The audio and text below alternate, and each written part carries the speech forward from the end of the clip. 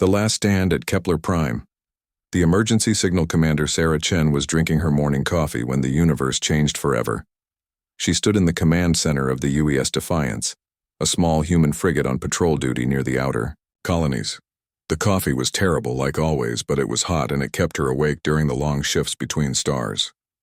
"Commander, we're receiving an emergency transmission," called Lieutenant Marcus Webb from the communication station. His voice was tight with worry. "It's from Kepler Prime Mining Colony." Sarah set down her coffee cup and walked over to Marcus's station. The young officer had been with her crew for 2 years, and she had never heard him sound this scared. "Put it through," she ordered. The speakers crackled with static. Then a woman's voice came through, filled with terror. "This is Director Helen Torres at Kepler Prime calling any human ship in range. We need immediate assistance. They're here. The Devourers are here. We have 15,000 civilians on this station and nowhere to run. Our defense platforms are already failing. Please, if anyone can hear this, we need help now." The transmission cut to static. Sarah felt her blood turn cold. Everyone in human space had heard the stories about the Devourers. They were an alien force that had been moving through the galaxy for the past 5 years, consuming entire civilizations. No one knew where they came from or what they wanted. They just arrived, destroyed everything, and moved on to the next target. "How far are we from Kepler Prime?" Sarah asked. 3 hours at maximum speed," replied Navigator Tom Rodriguez from his station. "But Commander, our orders are to patrol the shipping lanes. Command didn't authorize us to respond to Devourer attacks." Sarah looked around the bridge at her crew. They were all good people who had served with her for years. She could see the conflict in their eyes. They wanted to help, but they also knew the stories. Every military force that had fought the Devourers had been completely destroyed. The aliens seemed impossible to defeat. "Lieutenant Webb, send a message to Fleet Command. Tell them we're responding to the emergency at Kepler Prime," Sarah ordered. Rodriguez set course for the mining colony, maximum speed. "Commander," said Chief Engineer Lisa Park over the intercom, "are we really going to fight the Devourers? Every report says they're unbeatable." Sarah activated the ship-wide communication system. "All hands, this is the commander. I know what you've all heard about the Devourers. I know the odds. But there are 15,000 civilians on that mining station, and we're the only ship close enough to help them. I won't order anyone to fight, but I won't abandon those people either." She paused, looking at each of her crew members. "Anyone who wants to transfer to an escape pod can do so now. I'll make sure you're picked up by the next patrol ship." Nobody moved. Chief Weapons Officer David Kim spoke up from his station. "Commander, my sister lives on a mining colony like Kepler Prime. If it was her calling for help, I'd want someone to answer. The Devourers killed my home planet 3 years ago," added Medical Officer Dr. Janet Stone. "I've been waiting for a chance to make them pay." Sarah felt proud of her crew, but also terrified. If she was wrong about this, she would get them all killed. "All right then. We're going to try something that's never been done before. We're going to make the Devourers pay for what they've done." Arrival at Kepler Prime. The Defiance dropped out of hyperspace at the edge of the Kepler system 3 hours later. Sarah immediately saw why Director Torres had sounded so frightened. Kepler Prime was a massive mining station built into an asteroid, and it was under attack by 12 alien ships unlike anything Sarah had ever seen. The Devourer vessels were enormous, each one at least 5 times the size of her frigate. They were dark and organic looking, like they had been grown instead of built. Strange energy weapons fired from their hulls, tearing apart the station's defense platforms one by one. "Report," Sarah ordered as she sat in her command chair. 12 enemy vessels," David Kim announced from the weapons station. "They're using some kind of adaptive energy weapon. Every time our defense platforms try a new frequency, the Devourers adjust within minutes. Communications from the station are getting weaker," Marcus Webb reported. "They're losing power all across the facility." Sarah watched the battle on the main screen. The Devourers moved with perfect coordination, like they were all part of the same mind. Their weapons adapted to every defense the station tried. It was exactly like the reports from other battles. The aliens seemed to learn from every attack and become immune to it. Commander, we're receiving a signal from the lead. Devourer ship, Marcus said. It's in standard galactic language. Put it through. An alien voice came through the speakers. It was cold and mechanical without any emotion. Human vessel, you will retreat immediately. This system is being harvested. Your presence is not required. Sarah stood up and walked to the center of the bridge. This is Commander Sarah Chen of the United Earthship Defiance. We're here to protect the civilians on that station. Leave now and we won't engage you. The alien voice responded immediately. Your species is unknown to us. You will be cataloged and processed.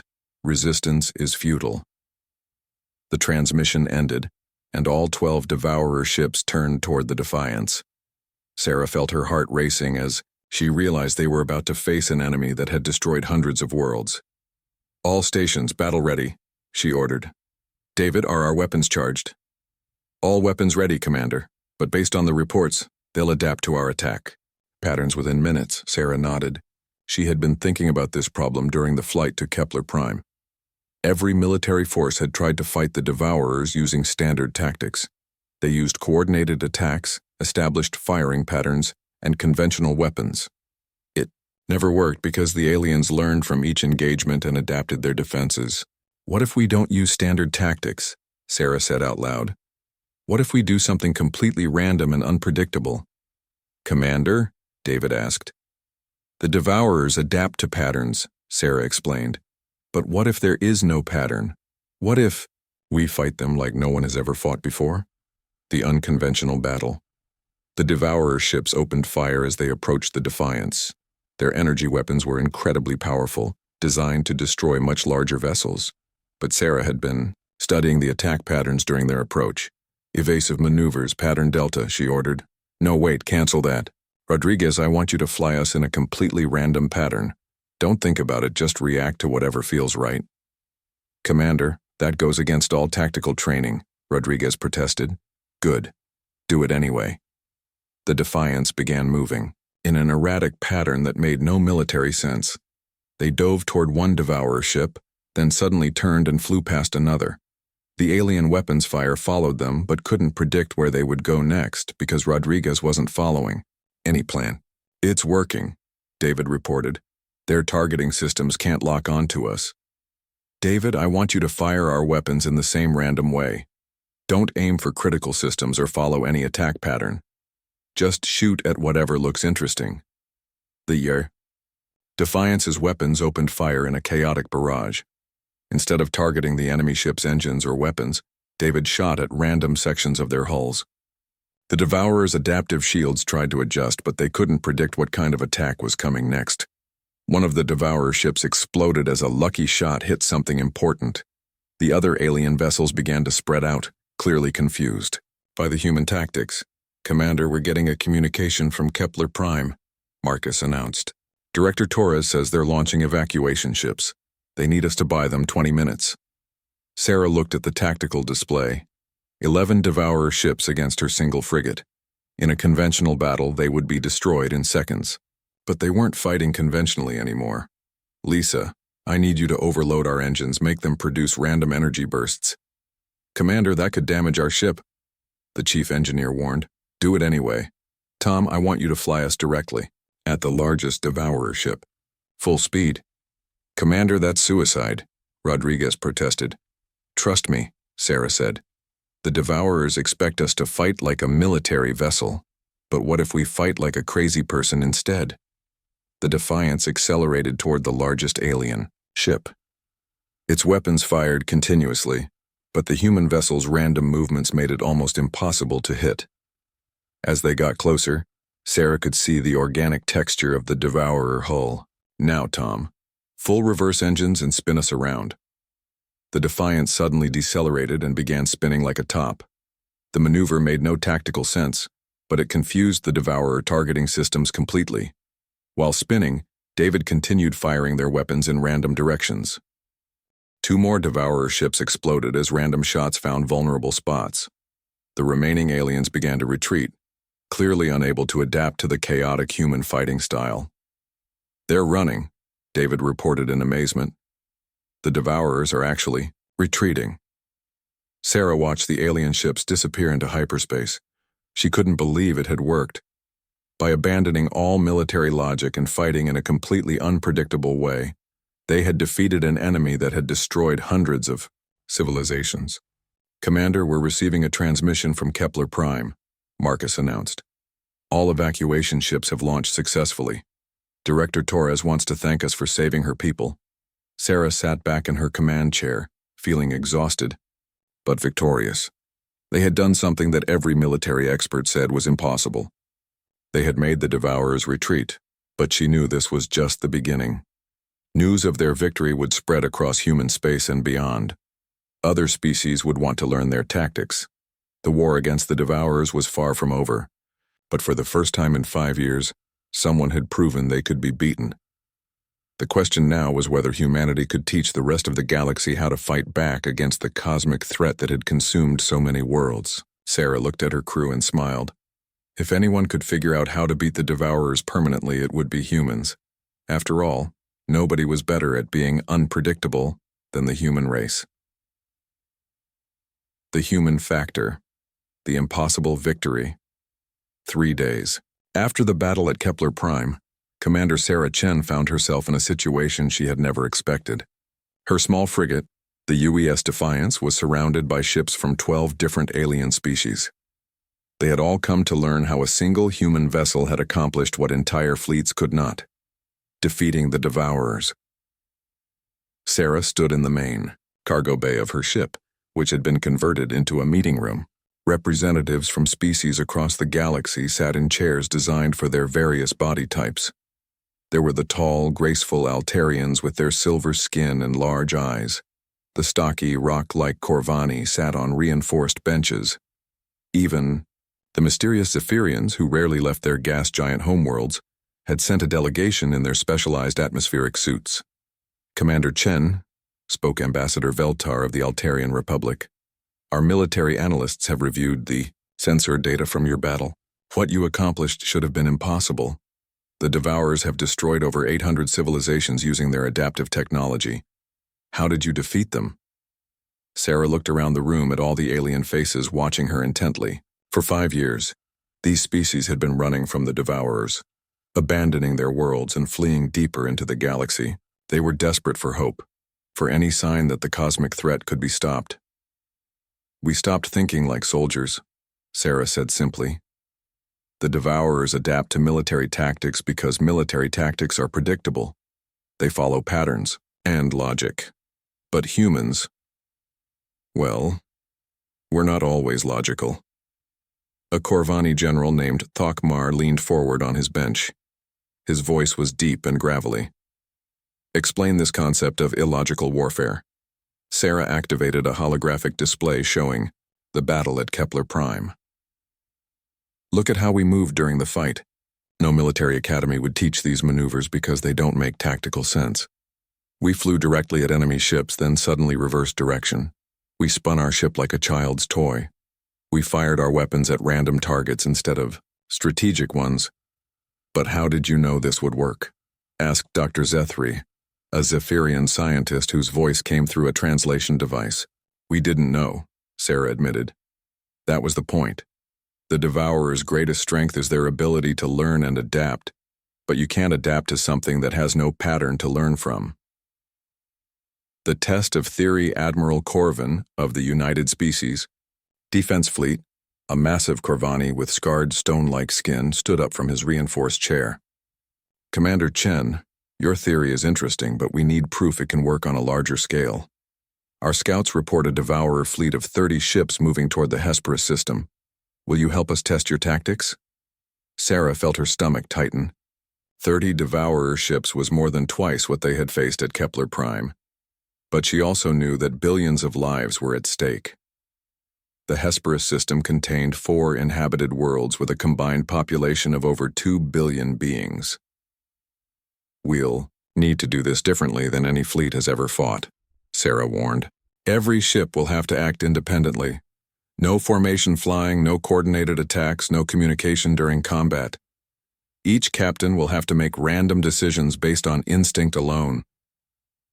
That goes against everything we know about fleet tactics, protested Captain Zareth of the Altarian Navy. Exactly, Sarah replied. That's why it might work. 3 days later, a fleet of 47 ships from 8 different species gathered at the edge of the Hesperus system. Sarah had spent those days working with each captain, teaching them to think like humans. She told them to forget their military training and trust their instincts. She encouraged them to take risks that made no tactical sense. The mixed fleet was unlike anything that had ever been assembled. There were sleek Altarian cruisers, massive Corvani battleships, agile human frigates, and dozens of other vessel types. Under normal circumstances, trying to coordinate such different ships would be a nightmare. But Sarah's plan called for no coordination at all. All ships, this is Commander Chen, Sarah broadcast from the bridge of the Defiance. Remember what we discussed. No patterns, no logic, no predictable behavior. Fight like you're playing instead of working. The Devourers have never faced an enemy that fights for fun. The Devourer fleet appeared at the edge of the system 30 minutes later.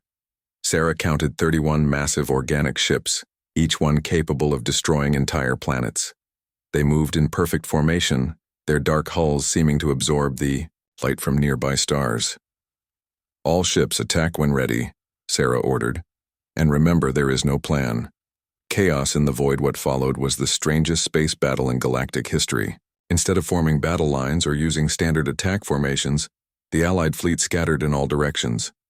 Each ship moved independently, following the random impulses of its captain. Captain Meldor of the Altarian cruiser Starwind decided to fly his ship in a corkscrew pattern while firing his weapons in timed musical notes. He had been a composer before joining the military and thought of the battle as a deadly symphony. Commander Thokval of the Corvani battleship Iron Mountain chose to fly straight at the enemy fleet while rotating his ship slowly. His weapons fired in seemingly random bursts, but he was actually following an ancient Corvani poem about stone falling from the sky. Lieutenant Commander Rachel Torres of the human destroyer Quickstrike decided to fly her ship like she was dodging asteroids in a video game. She barrel-rolled between enemy ships and fired her weapons whenever something looked interesting. The Devourer fleet tried to adapt to the chaos, but there was nothing consistent to adapt to. Their weapon systems, designed to learn from enemy tactics, couldn't find any tactics to learn from. Each Allied ship fought in a completely different way, following no rules or patterns. Sarah watched the battle from the bridge of the Defiance as she flew her own erratic course through the enemy formation. David, I want you to fire our missiles, one at a time, but make each one take a different route to the target. Commander, that's not how missiles work, her weapons officer protested. Make it work, Sarah ordered. Program each missile to fly in loops or spirals or whatever looks fun. The Defiance launched a spread of missiles that flew through space like a school of fish swimming through a coral reef. Some missiles spun as they flew, others zigzagged randomly, and one even flew backward for a few seconds before turning around. The Devourer ship they targeted couldn't predict where the missiles would hit, because the missiles themselves didn't know where they were going until the last second. Across the battlefield, similar scenes played out. Allied ships fired weapons in musical patterns, flew in dance-like formations, and used tactics that would make military instructors weep. But it was working. Devourer ships began exploding as the alien adaptive systems failed to cope with the complete chaos. Commander, the enemy fleet is trying to retreat, reported Marcus Webb from the communication station.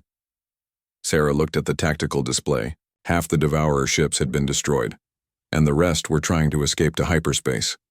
But they were moving in their usual coordinated formation, making them predictable targets for the chaotic Allied fleet. All ships, the Devourers, are running in formation, Sarah broadcast. Anyone who wants to chase them, go ahead, but keep being random. The Allied fleet pursued the retreating Devourers like a pack of wild animals. Ships dove and rolled and spun as they chased their prey. The disciplined Devourer retreat became a panicked rout as more of their vessels were destroyed by attacks they couldn't predict or defend against. Victory and understanding. When the battle was over, only 7 Devourer ships had escaped. The Allied fleet had lost 12 vessels, but they had achieved something unprecedented. A decisive victory against the galaxy's greatest threat. As the surviving ships regrouped near Hesperus Prime, Sarah received hundreds of communication requests from across the galaxy. News of the victory was spreading faster than hyperspace travel. Species that had been hiding from the devourers for years were suddenly asking how they could learn human fighting techniques. "Commander Chen," came a transmission from Admiral Corvin aboard his flagship. "I owe you an apology. When you first described your tactics, I thought you were suggesting we fight like children playing games." Sarah smiled as she replied, "Admiral, that's exactly what I was suggesting. Humans learned a long time ago that play is just practice for real life. When we play games, we're creative, unpredictable, and willing to try things that don't make sense. Those are exactly the qualities needed to fight the devourers." Over the following weeks, Sarah found herself traveling from world to world, teaching other species how to think like humans in combat.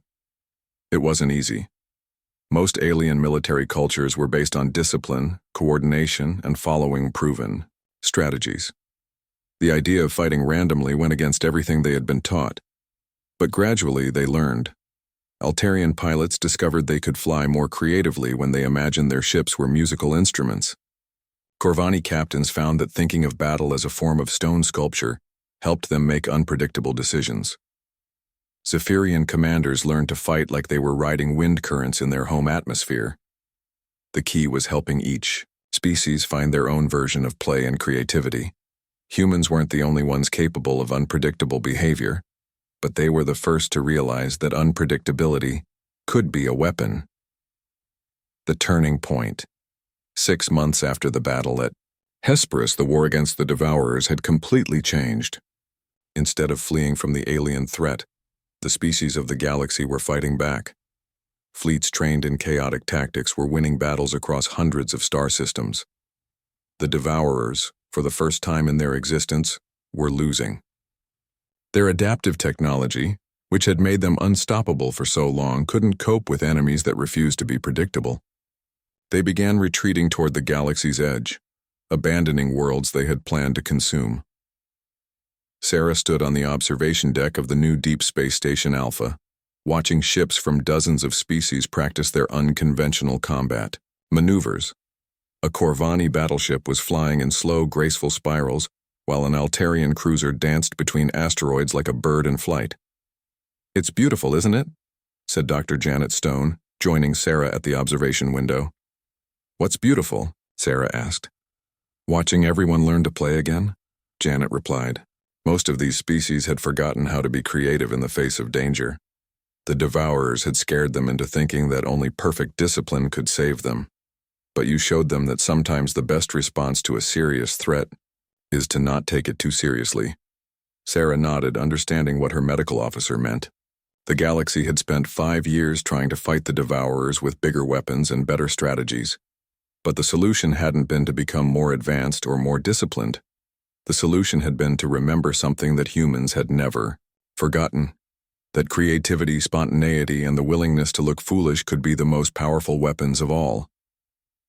As she watched the alien ships practice their chaotic maneuvers, Sarah felt proud of what humanity had contributed to the galaxy. They hadn't saved everyone with superior technology or overwhelming force. They had saved everyone by teaching them how to be human. The Devourers were still out there, somewhere in the dark between galaxies. But they were no longer the unstoppable force they had once been. They had learned that while they could adapt to any strategy, they couldn't adapt to the absence of strategy. They couldn't defend against enemies who fought with joy instead of fear, who chose creativity over caution, and who understood that sometimes the most serious problems required the most playful solutions. The war wasn't over, but for the first time in 5 years, the galaxy had hope, and that hope had a very human name: the willingness to be unpredictable, creative, and just a little bit crazy when the situation called for it.